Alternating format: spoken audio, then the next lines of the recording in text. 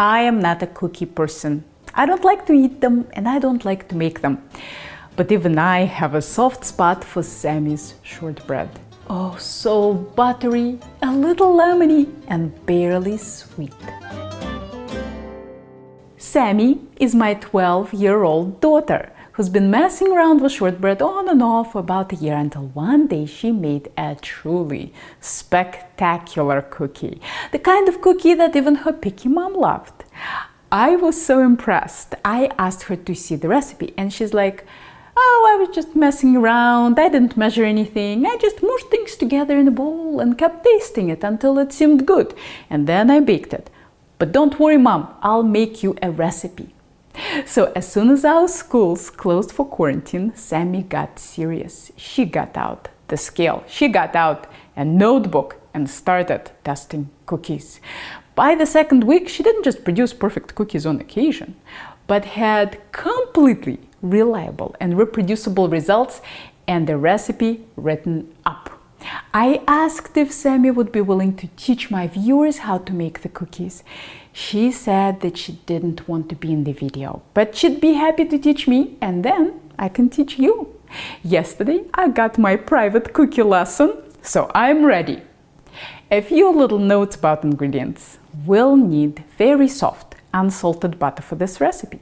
The easiest way to do that is to leave it out at room temperature overnight. If you forget to do that, cut the butter up into 1 tablespoon chunks, spread it out on a plate and microwave in 5-second bursts until it's soft. A little melting is fine, but try to keep it in the solid form if possible. Sammy tested these cookies both with King Arthur unbleached all-purpose flour and with gold medal bleached flour. Both worked, but we preferred gold medal bleached because it produced slightly more tender cookies. But it's very flexible, so use what you've got. In a medium bowl, combine 174 grams of all-purpose flour, if possible bleached, 60 grams of granulated sugar, and half a teaspoon of Diamond Crystal Kosher salt or a 1/4 teaspoon of table salt. Zest 1 lemon, though an orange or lime would also work well. Add the zest to the bowl and mix all the dry ingredients to combine. Add 155 grams of very soft unsalted butter. Let me show you how soft the butter should be. See, it should take no effort at all to poke through it with your finger. Grab a spoon or a stiff spatula and mush it all together. You can certainly do this with a mixer using a pedal attachment, but Sammy likes doing it with a spoon. This way, she can count it as physical activity. I mean, it's practically push-ups. Keep pressing and squishing. Don't worry about overmixing or keeping little pieces of butter in the dough. This is not pie dough. Once the dough is almost homogeneous, give it a few folds by hand to bring it all together into one lump. Then form it into a chubby cylinder. Cut it in half and form each half into a ball. Then place each ball on a large piece of plastic wrap and roll it into a log that is about 10 inches long. Wrap the log in plastic wrap and roll it around a bit to make it nice and even.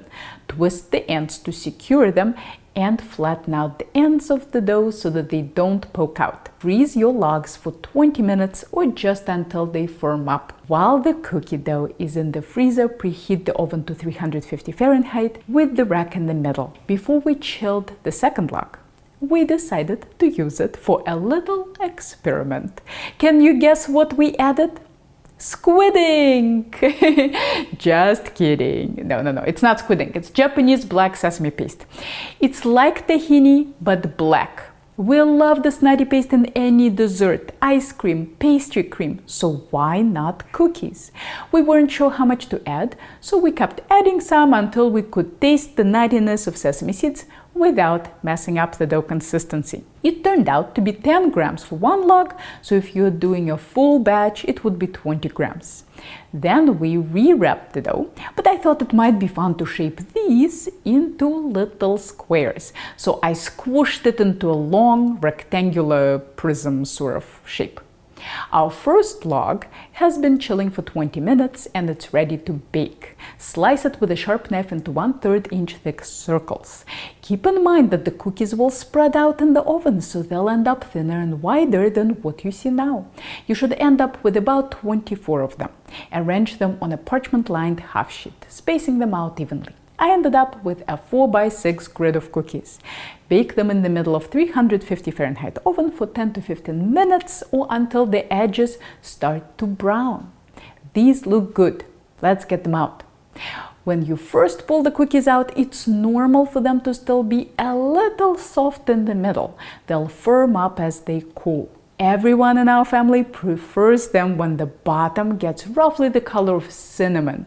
They are way more flavorful that way. We're not sure what the Great British Baking Show judges would say about such brown shortbread, but we don't really care. Once the first log is baked, you can slice and bake the second log. Don't put 2 cookie sheets in the oven at the same time, or the cookies won't bake evenly. Cool them for 30 minutes and enjoy, or store in an airtight container. They last really well in theory, but we haven't had the willpower to let them last more than 3 days. Here, I'll break one for you so that you can see the texture. It's so delicate, the slightest pressure makes it snap. And here are the black sesame ones with Sammy's designs. I thought they were absolutely amazing. Don't be put off by the color. I know in the US great desserts look weird to us, but that's just a cultural prejudice. After visiting Japan, any great dessert makes me salivate because I know it has black sesame seeds. Just like any mud-looking dessert makes you salivate because you know it has chocolate. You can find black sesame paste in H Mart or any Asian store that carries a good variety of Japanese ingredients, or buy it on Amazon, linked below. You can also substitute tahini for black sesame paste. Just don't forget to store both extremely well before using, since the oil separates from them, and keep them in the fridge so that they don't go rancid. I hope you give these cookies a try. It's a great baking project to do with your kids. There is really nothing tricky about them. Just please weigh your ingredients so that you get the right texture. I hear this from parents all the time, that they converted the recipe from weight to cups so that they can bake with their kids. For some reason, these parents think that grams will confuse their 4-year-old. You know what's confusing? 1 cup of sifted flour versus 1 cup of flour, sifted. That's completely different amounts. I have a hard time explaining this to American grown-ups, let alone kids.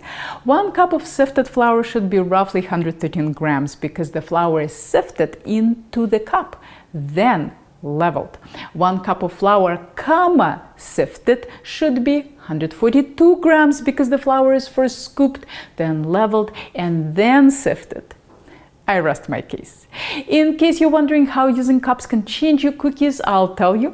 Most people pack way more flour into a cup than they should, which makes the cookies taste like cardboard instead of buttery and crumbly.